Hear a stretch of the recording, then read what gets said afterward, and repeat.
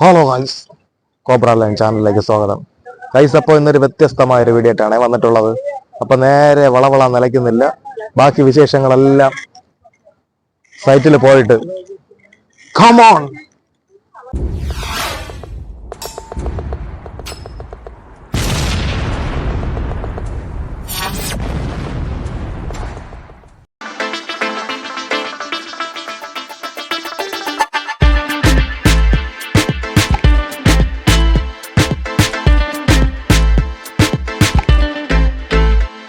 അപ്പൊ ഞാനിപ്പോ നിൽക്കുന്നത് വേറെ ഒരിടത്തുമല്ല, നമ്മുടെ കോവള ലൈറ്റ് ഹൗസിലാണ്. അപ്പൊ നമുക്ക് ലൈറ്റ് ഹൗസ് എന്ന് പറഞ്ഞാൽ തിങ്കളാഴ്ച ദിവസം എല്ലാം അവധിയാണ്. ഇന്ന് ചൊവ്വാഴ്ച ദിവസമാണ്. അത്യാവശ്യം വന്നപ്പോൾ നല്ല രീതിയിൽ ഒരു ലേറ്റ് ആയിട്ടുണ്ട്. ഒരു 4:45 ആ ഒരു സമയമൊക്കെ ആയപ്പോഴാണ് എത്തിയത്. അപ്പൊ നമുക്ക് ബാക്കി വിശേഷങ്ങളെല്ലാം നമുക്ക് അകത്തോട്ട് പോയിട്ട് കയറാം. അകത്തോട്ട് കയറി പോകാനെന്ന് പറഞ്ഞാൽ ഞാൻ ഇഷ്ടംപോലെ പ്രാവശ്യം ഇവിടെ വന്നിട്ടുണ്ട്. വീടിന്റെ അടുത്ത് നിന്ന് നമ്മുടെ നെയ്യാറ്റിൻകരയിൽ നിന്ന് ഒരു 11-12 കിലോമീറ്ററേ വരുള്ളൂ. വിഴിഞ്ഞത്താണ് ലൈറ്റ് ഹൗസ് വരുന്നത്. കോവള ലൈറ്റ് ഹൗസ് എന്നാണ് പൊതുവെ അറിയപ്പെടുന്നത്. സ്റ്റെയറും ഉണ്ട്, നമുക്ക് സ്റ്റെപ്പും ഉണ്ട് കയറി പോകാനായിട്ട്. അപ്പൊ നമുക്ക് മുകളിലോട്ട് പോയിട്ട് ബാക്കി വിശേഷങ്ങൾ.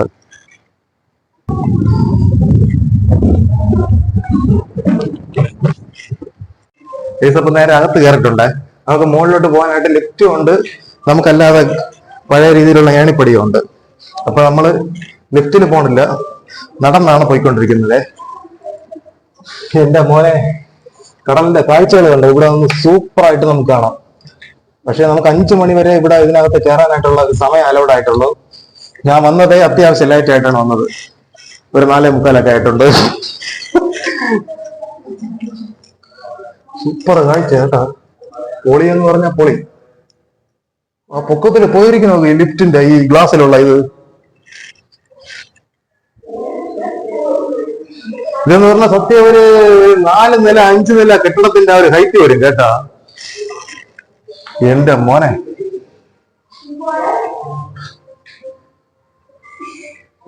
ലിഫ്റ്റും പോകുന്നുണ്ട്. നോക്ക്, ലിഫ്റ്റ് പോകുന്നു, നോക്ക് ആളിനെ കൊണ്ട്.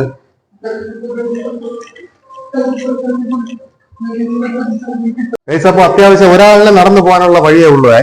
ഇത് നമുക്ക് തിരിച്ചവിടെ നാളെ വരുന്നെങ്കിൽ സീനാവും.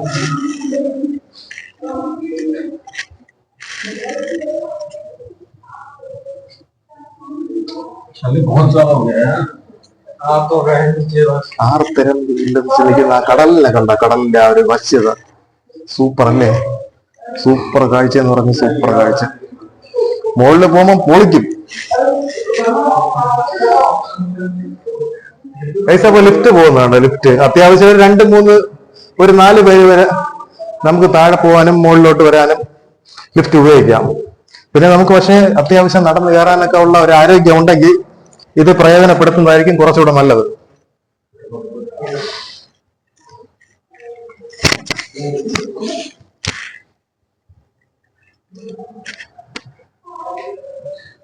ഇനിയും കിടക്കണം ഒരു 3-4 നില റൗണ്ട് ഇതങ്ങ് പോകുന്നുണ്ട്.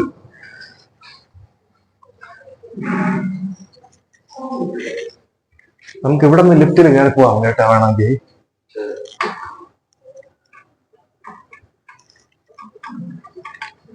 പോവാ, ലിഫ്റ്റ് വർക്കിംഗ് തന്നെ.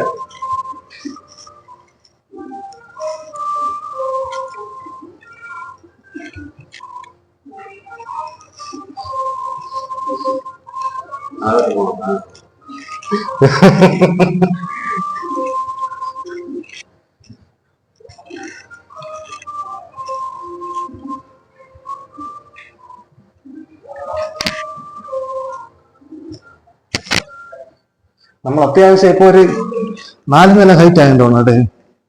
ഒരു 4 നില ഹൈറ്റ് ആയിട്ടുണ്ടല്ലേ.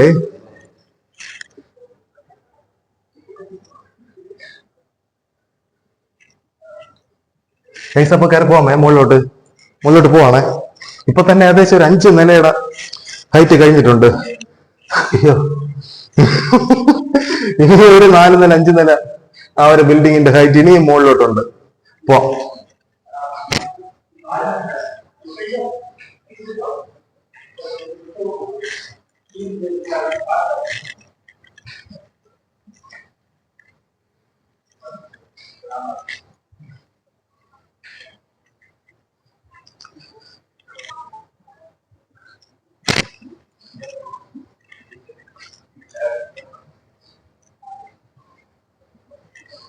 ഇത് കുറെ ഉണ്ടല്ല.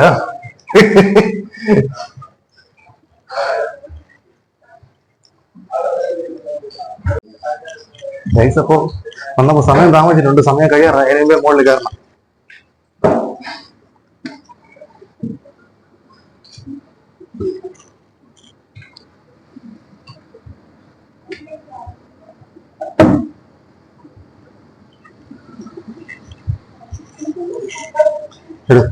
ഗൈസ് അപ്പൊ ഇവിടെ നിന്ന് നമ്മൾ കടലിനെ വീക്ഷിക്കുക എന്ന് പറഞ്ഞാൽ അത്യാവശ്യം ഒരു നല്ല സൂപ്പർ കാഴ്ചയാണ്. കണ്ടോ, സൂപ്പർ എന്ന് പറഞ്ഞാൽ സൂപ്പർ.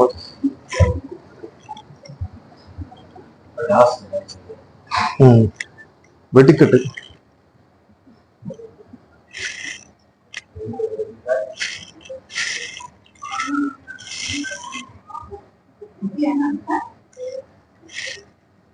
ഒരാള് ഇതപ്പോ നമുക്ക് കോൺക്രീറ്റ് സ്റ്റെയർ നമുക്ക് ഇതുവരെ വരുന്നുള്ളത്. ബാക്കി ഇതിന് ശേഷം ഇതൊക്കെ തടിയാണ്. നമുക്ക് ഇരുമ്പ് കഷ്ടിച്ച് നടന്നു പോകാനുള്ള ഒരു വഴി മാത്രമേ ഉള്ളൂ. അപ്പോൾ ഒരാൾ അത്യാവശ്യം അതുവഴി ഇറങ്ങുകയാണെങ്കിൽ നമുക്ക് തിരിച്ച് കയറാനൊക്കെ ഭയങ്കര ബുദ്ധിമുട്ടുള്ള കാര്യമാണ്, ടാസ്ക്കാണ്. നല്ല രീതിയിലുള്ള തിരക്കും കാര്യങ്ങളൊക്കെ ഉണ്ടായിരുന്നു അത്യാവശ്യം. അപ്പൊ അതുകൊണ്ട് വെയിറ്റിംഗ് ആയിരുന്നു ഒരു 5 മിനിറ്റ് വരെ.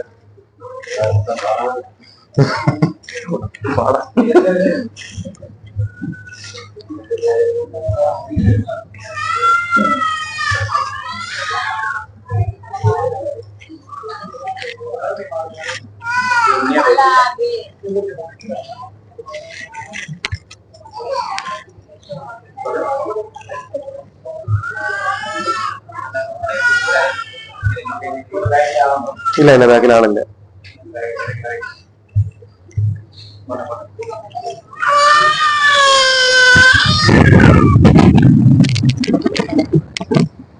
സൂപ്പർ കാഴ്ചയല്ലേ? വിഷയം എന്ന് പറഞ്ഞ വിഷയം, കാറ്റിന്റെ ആ ഒരു ഫ്ലോ തന്നെ അല്ലേ?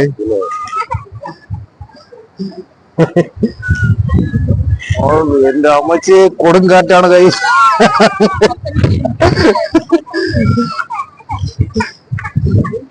കാറ്റെന്ന് പറഞ്ഞ പറന്നു പോകാതിരിക്കാനാണ് ഈ ഒരു ഗ്രില്ലൊക്കെ ഇവിടെ സ്ഥാപിച്ചിട്ടുള്ളത്. അത്യാവശ്യം നല്ല സൂപ്പർ കാറ്റാണ്. ഇവിടെ നിന്ന് കഴിഞ്ഞാൽ കോവളത്തിന്റെ പറഞ്ഞറിയിക്കാൻ പറ്റൂല. കോവളം, പിന്നെ അത് പോയിട്ട് നമുക്ക് ഇവിടെ നോക്കിയാൽ വിഴിഞ്ഞ അന്താരാഷ്ട്ര തുറമുഖം ലൈവായിട്ട് കാണാം.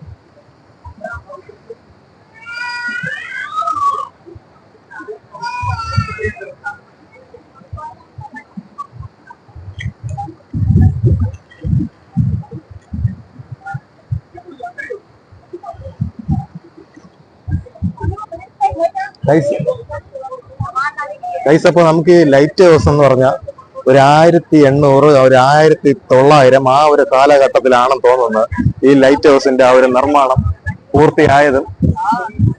പിന്നെ ബാക്കിയുള്ള കാര്യങ്ങളെല്ലാം, നിർമ്മാണ ജോലികളെല്ലാം കഴിഞ്ഞ ആ ഒരു കാലഘട്ടം അതാണെന്നാണ് ഞാൻ വായിച്ചു കേട്ടിട്ടുള്ളത്. പിന്നെ ഈ ലൈറ്റ് ഹൗസിന്റെ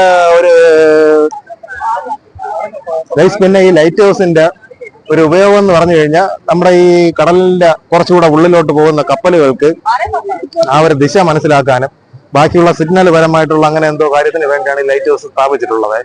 അപ്പൊ ഇവിടെ തിരുവനന്തപുരം കോവളം ലൈറ്റ് ഹൗസ് എന്നാണ് പറയുന്നതെങ്കിലും സത്യം പറഞ്ഞാൽ ഇത് വിഴിഞ്ഞത്താണ് സ്ഥിതി ചെയ്യുന്നത്.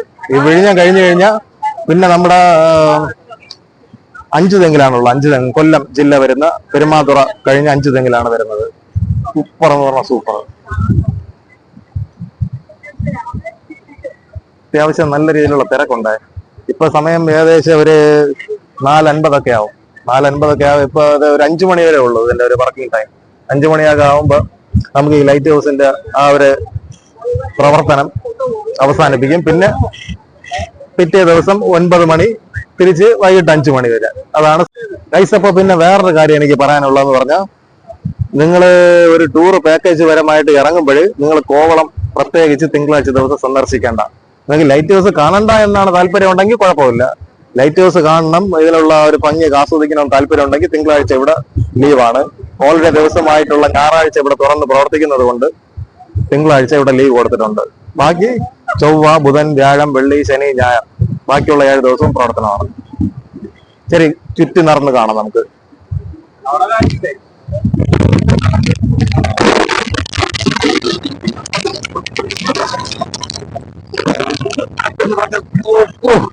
കാറ്റ് കാറ്റ് നോക്ക്. സത്യം പറഞ്ഞ നമ്മളങ്ങ്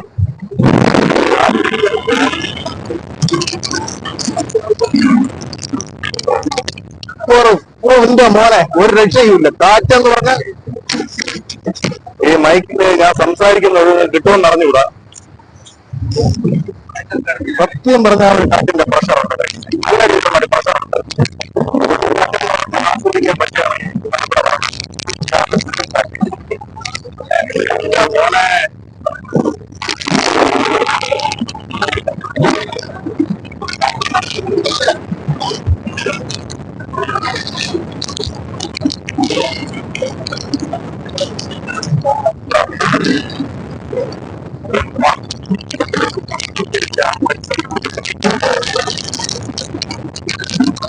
പറയുന്നത് കേൾക്കാൻ പറ്റുമെന്ന് അറിഞ്ഞൂടാ.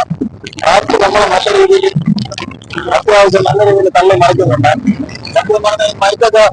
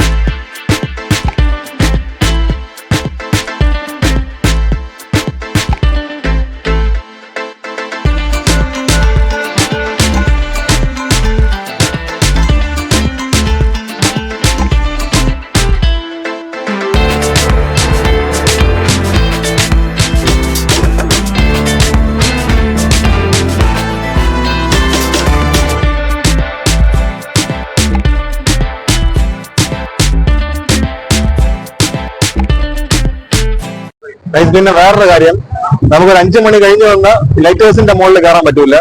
പക്ഷെ ഒരു 6 മണിക്ക് ശേഷം ഒന്ന് ഇരുട്ടിയൊക്കെ വരുമ്പോൾ ഈ ലൈറ്റ് ഹൗസിന്റെ ടോപ്പും സൈഡ് മൊത്തം നല്ല രീതിയിൽ ലൈറ്റ് അറേഞ്ച്മെന്റ് ഒക്കെ ചെയ്തിട്ടുണ്ട്. ഫുള്ള് സോളാറിലാണ്, കറണ്ടിലും വരുന്നുണ്ട്. കറണ്ടിലാണ് ലിഫ്റ്റ് ഒക്കെ വർക്ക് ചെയ്യുന്നത്. സോളാർ പാനലൊക്കെ സ്ഥാപിച്ചിട്ടുണ്ട്. അപ്പൊ ഈ സൈഡിലെല്ലാം ലൈറ്റുകൾ കൊടുത്തിട്ടുണ്ട്. ഇതിന്റെ 4 സൈഡും സൂപ്പർ കാഴ്ചയായിരിക്കും. പിന്നെ ഇതിന്റെ തൊട്ടടുത്ത് തന്നെ നമുക്ക് വിഴിഞ്ഞ അന്താരാഷ്ട്ര സീപോർട്ട് വരുന്ന തുറമുഖം. ഇവിടെ നിന്ന് നമുക്ക് ലൈവ് ആയിട്ട് കാണാം വിഴിഞ്ഞ അന്താരാഷ്ട്ര തുറമുഖം. സത്യം പറഞ്ഞാൽ ഇതൊരു 1-2 ആഴ്ചക്കകത്ത് ഒരു വലിയൊരു കപ്പൽ വരുമെന്നാണ് ഞാൻ കേട്ട് ആ ഒരു ന്യൂസ് എന്ന് പറയുന്നത്. നമ്മുടെ വാർത്താ ചാനൽ വഴിയൊക്കെ കേട്ടത്.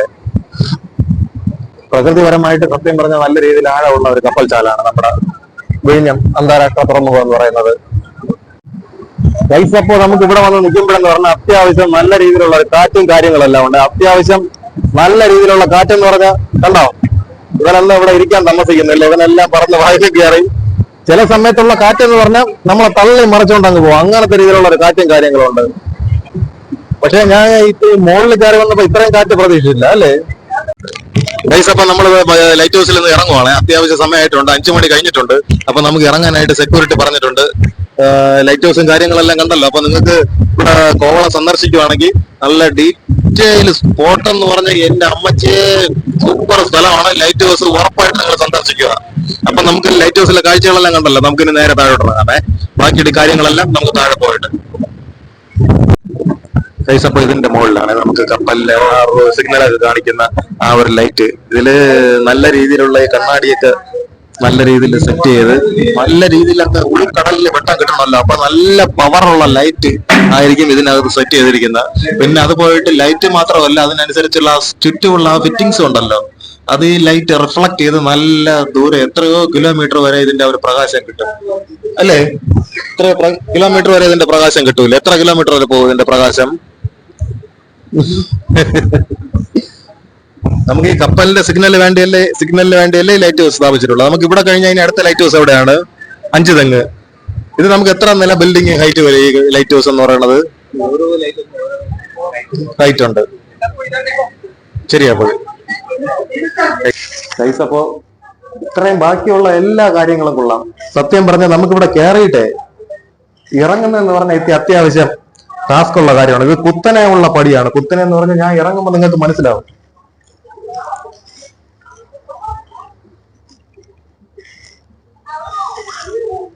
ഇത് അത്യാവശ്യം വയസ്സായ ടീംസ് പിന്നെ സാരി അങ്ങനെയൊക്കെ ആയിട്ട് വരുന്നവര് ഒന്ന് കാല് തെന്നിക്കഴിഞ്ഞാൽ നേരെ അങ്ങ് പോകും. എന്തെങ്കിലും അപകടം സംഭവിക്കാൻ വലിയ സമയം വേണ്ട. കെയർഫുൾ ആണെന്ന് പറഞ്ഞാൽ അത്യാവശ്യം നല്ല കെയർ ചെയ്യേണ്ട സ്ഥലമാണ്.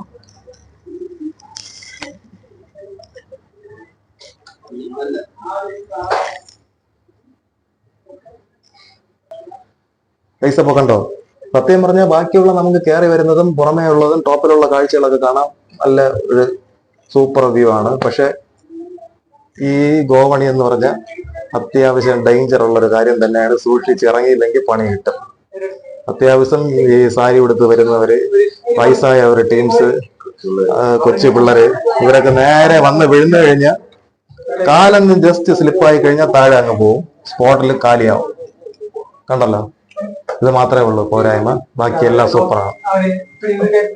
പൈസ അപ്പൊ താഴോട്ട് ഇറങ്ങുവാണേ. എന്റെ അമ്മച്ചി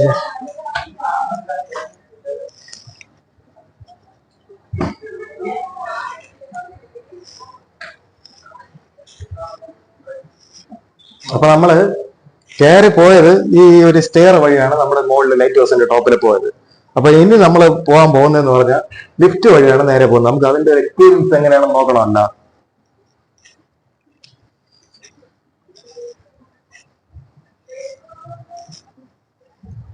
അപ്പൊ അത്യാവശ്യം ടോപ്പിൽ നിന്ന് നമ്മൾ ഇറങ്ങി ഏകദേശം ഒരു നില കഴിഞ്ഞാണെന്ന് തോന്നുന്നു നമുക്ക് ലിഫ്റ്റ് കയറാനുള്ള ആ ഒരു എൻട്രൻസ് വരുന്നത്.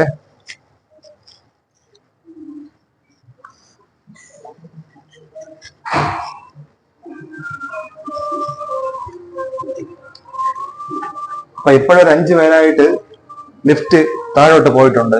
മാക്സിമം കപ്പാസിറ്റി എന്ന് പറഞ്ഞാൽ ഒരു 5 പേര് അല്ലെങ്കിൽ ഒരു 6 പേരാണെന്നാണ് തോന്നുന്നത്. അപ്പൊ ഇതിന് അത്യാവശ്യം നമ്മളെ ഡൊമസ്റ്റിക് ആയിട്ടുള്ള ടൂറിസ്റ്റുകളൊക്കെ വളരെ കുറവാണ്.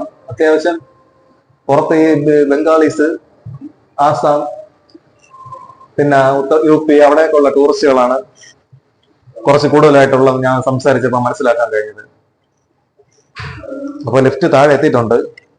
വരാനായിട്ട് നമുക്കത് വെയിറ്റ് ചെയ്യാം.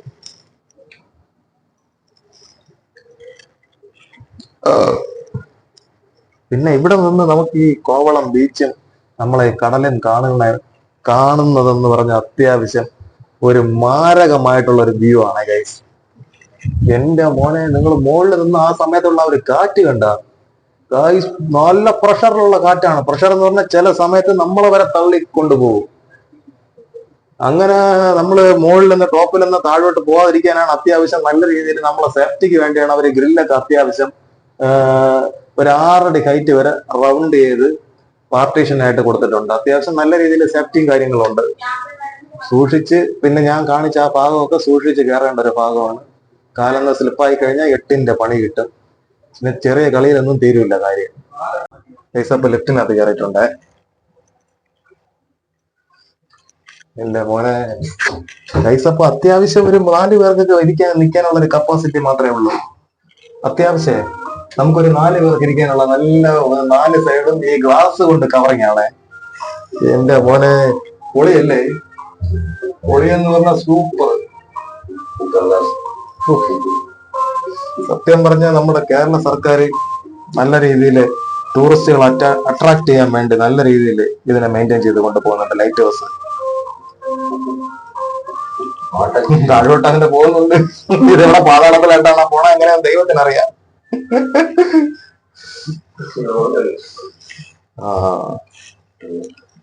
എന്റെ ഈശ്വര, ഇവിടെ എത്തി. ഗൈസ് അപ്പൊ എവിടെയാണെന്ന് അറിയത്തില്ല, എന്നാലും പുറത്തിറങ്ങി നോക്കാം. ഗൈസ് അപ്പൊ ഗ്രൗണ്ട് ഫ്ലോറിൽ എത്തിയിട്ടില്ല, തൊട്ട് മുകളിലാണ് എത്തിയിട്ടുള്ളത്. ഈശ്വര രക്ഷപ്പെട്ടു.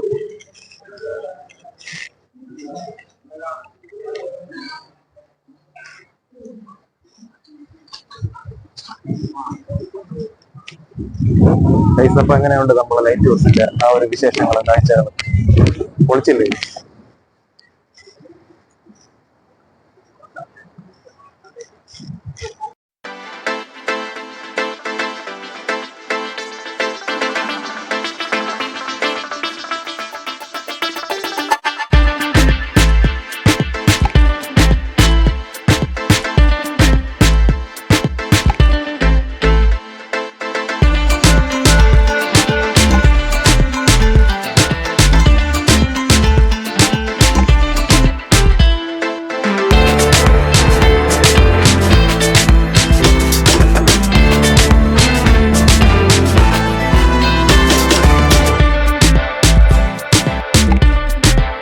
അപ്പൊ ലൈറ്റ് ഹൗസിലെ വന്ന ഉടനെ സമയം ലേറ്റ് ആയതുകൊണ്ട് ഞാൻ നേരെ അങ്ങ് ലൈറ്റ് ഹൗസിലോട്ട് കയറി. അപ്പൊ ലൈറ്റ് ഹൗസിലെ കാഴ്ചയെല്ലാം കണ്ടിറങ്ങിയപ്പോ തന്നെ സെക്യൂരിറ്റിക്കാരൻ പറഞ്ഞ് ഇവിടെ നമുക്ക് വെയിറ്റ് ചെയ്യാൻ പറ്റൂല, അവർ ഈ ഒരു ലൊക്കാലിറ്റി ക്ലോസ് ചെയ്യുവാണ്, ഗേറ്റ് ഒക്കെ ക്ലോസ് ചെയ്യുവാണ്, അപ്പൊ നമുക്ക് പുറത്തിറങ്ങി കൊടുക്കണം. അപ്പൊ നമ്മൾ ലേറ്റ് ആയിട്ട് വന്ന എന്തായാലും നമുക്ക് ഒരു എല്ലാ സ്ഥലവും നിങ്ങൾക്ക് കാണിച്ചു തരാൻ പറ്റിയിട്ടില്ല. പിന്നെ നമുക്ക് ഇവിടെ ചെറിയ ലഘുഭക്ഷണശാലയുണ്ട്, കഫ്തീരിയ. പിന്നെ നമുക്ക് അതിന് ലൈറ്റ് ഹൗസിന്റെ താഴെ തന്നെ നമുക്ക് അത്യാവശ്യ രീതിയിൽ രാവിലെ ഒരു 9 മണി തൊട്ട് നമുക്ക് ലൈറ്റ് ഹൗസ് ഓപ്പൺ ആണല്ലോ. അപ്പൊ ആ അത്യാവശ്യം നമുക്ക് രാവിലെ വന്നു കഴിഞ്ഞാൽ 9 മണി തൊട്ട് 5 മണി വരെ നമുക്ക് ലൈറ്റ് ഹൗസ് എല്ലാം കണ്ടിട്ട് ഈ കോവളം ബീച്ച് കാണാം, വിഴിഞ്ഞം അന്താരാഷ്ട്ര തുറമുഖം അവിടെ നിന്ന് കാണാം. പിന്നെ അത് പോയിട്ട് കൊച്ചു കുട്ടികൾക്ക് ഇവിടെ നല്ല രീതിയിൽ കളിക്കാനുള്ള പാർക്കെല്ലാം നല്ല അടിപൊളിയായിട്ട് ഇവിടെ ക്രമീകരിച്ചിട്ടുണ്ട്. അപ്പൊ ഇവരുടെ കളിപ്പാട്ടങ്ങളെല്ലാം ഈ വലിയ ആൾക്കാർ കയറിയിരുന്ന് അതിനെ നശിപ്പിക്കരുത് എന്നുള്ളൊരു അഭ്യർത്ഥനയുണ്ട്. പിന്നെ നമുക്ക് അവിടെ ഇരുന്ന് ഈ കടല് വീക്ഷിക്കാനുള്ളതും ലൈറ്റ് ഹൗസ് വീക്ഷിക്കാനും അങ്ങനെ നമുക്ക് റെസ്റ്റ് എടുക്കാനായിട്ട് നല്ല രീതിയിൽ അവര് ചെയറൊക്കെ നല്ല രീതിയിൽ ഒരുക്കിയിട്ടുണ്ട്. പിന്നെ അതുപോലെ ഗാലറി ഇരുന്ന് നമുക്ക് കടല് കാണാനും നമുക്ക് കോവളം ആസ്വദിക്കാനുള്ള നല്ലൊരു കാര്യങ്ങളൊക്കെ എന്തായാലും അവരവിടെ ചെയ്തിട്ടുണ്ട്.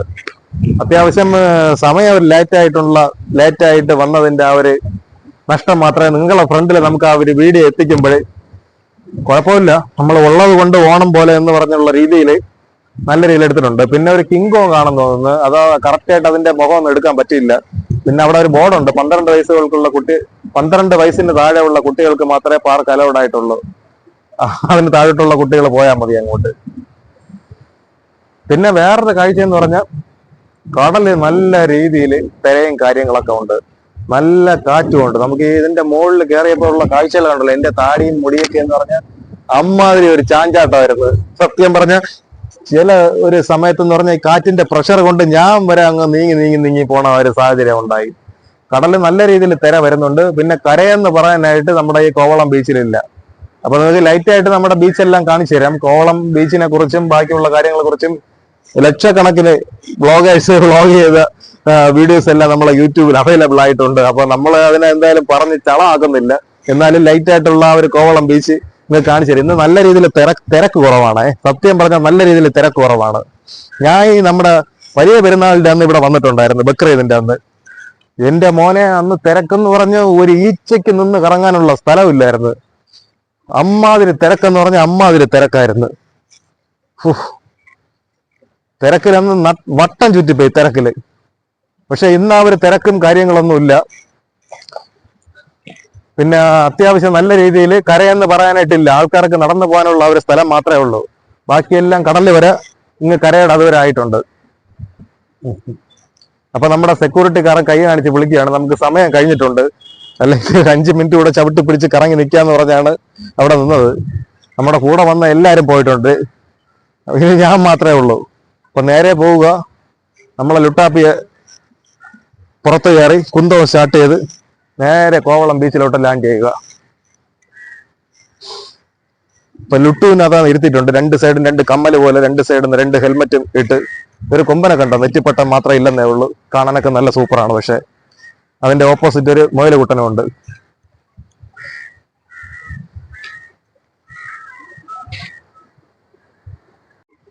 അപ്പൊ നമ്മൾ ലൈറ്റ് ഹൗസിന്റെ കാഴ്ചകളെല്ലാം കണ്ട് നേരെ കോമ്പൗണ്ട് അവർ ക്ലോസ് ചെയ്യാൻ പോവുകയാണ്. അപ്പൊ ഇനി ഇവിടെ നിന്ന് ഇവനെയും കൊണ്ട് നമുക്ക് നേരെ ബീച്ചിലോട്ട് പോകാം, കോവളം ബീച്ചിലോട്ട്.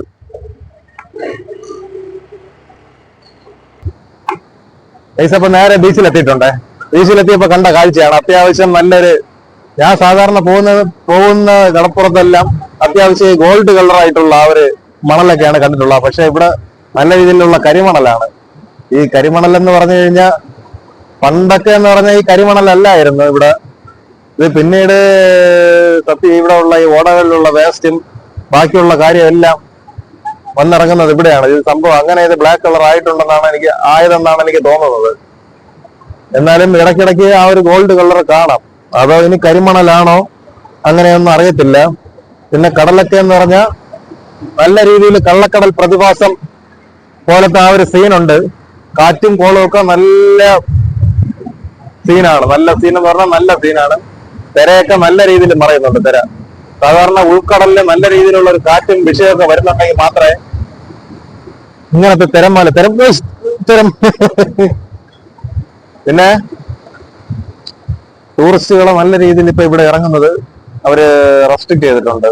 ഇറങ്ങാൻ പാടില്ല. അത്യാവശ്യം നല്ല രീതിയിലുള്ള തിരയും കാര്യങ്ങളൊക്കെ ഉണ്ട്.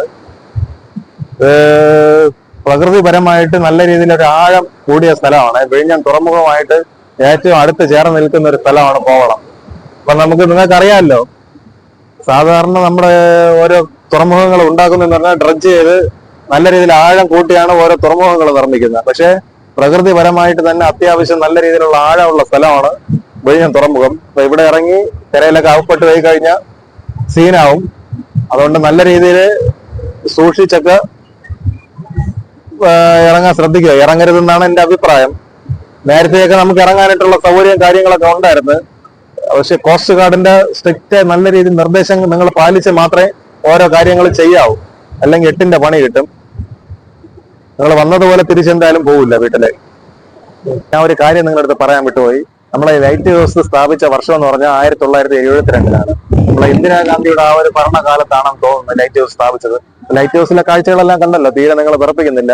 നമ്മൾ ലൈറ്റ് ഹൗസ് കാഴ്ചയെല്ലാം കണ്ട് നേരെ ബീച്ചിൽ വരുമ്പോഴെന്ന് പറഞ്ഞാൽ നമുക്ക് അത്യാവശ്യം സാധനങ്ങളൊക്കെ പർച്ചേസ് ചെയ്യാനായിട്ട് നമുക്ക് റോഡിന്റെ 2 സൈഡും അത്യാവശ്യം സ്റ്റാളും കാര്യങ്ങളൊക്കെ ഉണ്ട്. 3 സ്റ്റാർ, 4 സ്റ്റാർ, 5 സ്റ്റാർ, പിന്നെ അത് പോയിട്ട് പാവപ്പെട്ടവന്റെ സ്റ്റാർ, അങ്ങനെ നല്ല രീതിയിൽ നമുക്ക് സാധനങ്ങൾ പിക്ക് ചെയ്യാനായിട്ടും സാധനങ്ങൾ പർച്ചേസ് ചെയ്യാനായിട്ടുള്ള സൂപ്പർ സ്ഥലം എന്ന് പറഞ്ഞാൽ അത്യാവശ്യം സ്റ്റാളും കാര്യങ്ങളെല്ലാം ഉണ്ട്. പിന്നെ നമുക്ക് ബീച്ചെല്ലാം കണ്ട് നമുക്ക് സാധനങ്ങളും കപ്പലണ്ടിയും കാര്യങ്ങളും കുറച്ച് ആൽക്കഹോൾ വരെ കിട്ടുന്ന സ്റ്റാളുകളുണ്ട്. അപ്പൊ അതെല്ലാം ബാക്കിയൊക്കെ നിങ്ങളുടെ ഇഷ്ടം. അപ്പോൾ ഇതൊക്കെയാണ് നമ്മൾ ഉദ്ദേശിച്ച വീഡിയോ എന്ന് പറയുന്നത്. അപ്പൊ നമുക്ക് നേരെ ആ സ്റ്റാളുകളിലോട്ടെല്ലാം കണ്ട് അതിന്റെ കാഴ്ചകളെല്ലാം നിങ്ങൾ കാണിച്ചു തരാം എങ്ങനെയാണെന്ന്. എന്നിട്ട് നമുക്ക് നേരെ തിരിച്ച് നമ്മുടെ ലുട്ടാപ്പീരെടുത്ത് വരണം. അതാണ് ടാസ്ക്. വന്ന് നേരെ ചലോ വീട്ടിൽ പോണം. അത്യാവശ്യം ഒരു 5 മണിയൊക്കെ ആയിട്ടുണ്ട്. അപ്പൊ നമുക്ക് നേരെ സ്റ്റാളിലോട്ട് പോകാം. അപ്പൊ അത്യാവശ്യം വന്നിറങ്ങിയ സമയത്ത് ഹോട്ട് ആയതുകൊണ്ട് നമ്മൾ ഇവിടെ ഒരാളിനെ കണ്ടു, ഒരു കൂളാവാന്ന് വിചാരിച്ച്. അപ്പൊ രണ്ടെണ്ണം 2 ഐസ്ക്രീം വാങ്ങാണേ.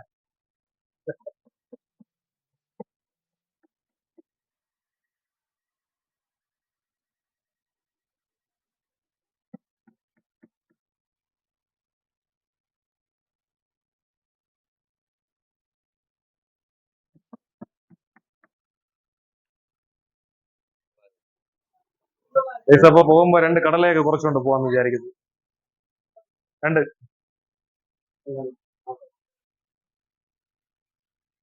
ഒരെണ്ണം 10 20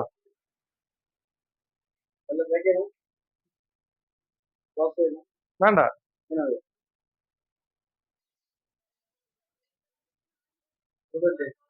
ചില്ലറ ഇല്ല.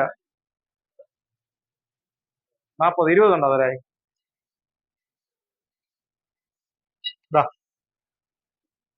ചേഞ്ച് ഇല്ല ഗൈസ്. ഒരു പാക്ക് 20 ഉണ്ടോ? ഇത് ഒരു പാക്ക് 20 അണ്ണൻ നല്ല രീതിയിൽ പൈസ ഉണ്ടാക്കാനല്ല. നമുക്ക് അങ്ങോട്ടൊക്കെ 10 രൂപയാണ് ഈ ഒരു പാക്കറ്റ്. തിരുവനന്തപുരത്തൊക്കെ പകുതിയൊന്നുമില്ല, ഇത്രയുണ്ട്. കുറച്ചുകൂടെ വലുതായിരിക്കും. ഇത്ര നല്ല രീതിയിൽ ഇങ്ങനെ പെരുവിയിട്ടുണ്ട്. പെരുവി അവരിതിനെ അങ്ങ് അടച്ച് വെച്ച് തരും, പൊതിഞ്ഞ് നല്ല രീതിയിൽ. അപ്പൊ പറഞ്ഞ മോഡൽ എണ്ണ ഒരു പൊതിഞ്ഞ് കാണിച്ചു തരും. ആ